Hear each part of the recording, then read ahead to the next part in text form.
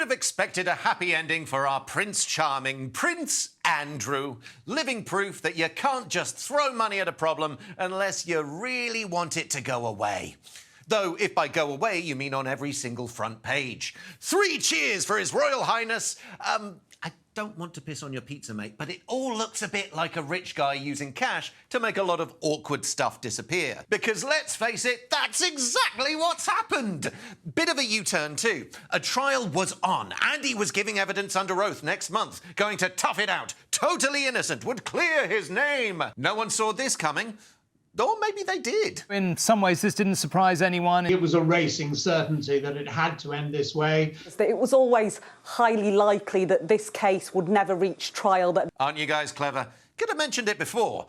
And there it is again, the catch-all phrase that seems to cover any story and any likelihood. From total bullshit to, duh, we know. Yes, an out-of-court settlement for Andy with Virginia Giuffre, the woman who was accusing him of sex assault and battery. There's been no admission by the Prince of any liability. He has always denied the allegations. Look how excited he looks. Andy's off the hook, chaps. Go back to the relentless fawning. Prince Andrew there, having left a ton of money on the table, leaves the room without a stain on his character, although something rather suspicious on his trousers. There they are on the left in happier times. The other person you might not recognise, it's convicted sex trafficker Ghislaine Maxwell.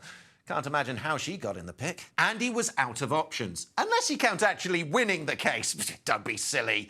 Especially when he'd already tried to get it all thrown out on a technicality, a previous agreement between his accuser and the late billionaire Jeffrey Epstein. Because that would have been much better, getting off thanks to a deal cut by his paedophile friend. Sorry, Andy. Not friend. But all it took was a substantial donation to Giuffre's charity in support of victims' rights. Few warm words. Oh, and he also said he regrets his association with Epstein too.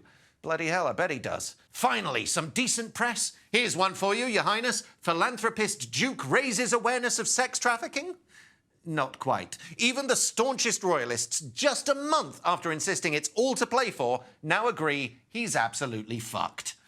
Or is he? Perhaps the answer is, as he says at the end of this statement, for him, as he says, to pledge to support the fight against the evils of sex trafficking and by supporting its victims. Perhaps that offers the best, perhaps even the only route back for him. The brown-nosing's too obvious, mate. They still all hate you.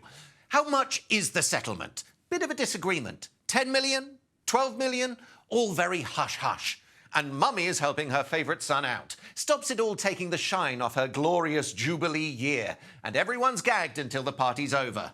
Classy. Yes, the son. Thank God for the Queen. Where would Andy be? Sorry, where would the nation be without you? Where's Liz's cash coming from? Not us, surely. Oh, OK. The Telegraph's very quick to point out it's from her private estate. Only, if we didn't give you a load of cash for a life of luxury, you'd have to use that private pot of cash instead.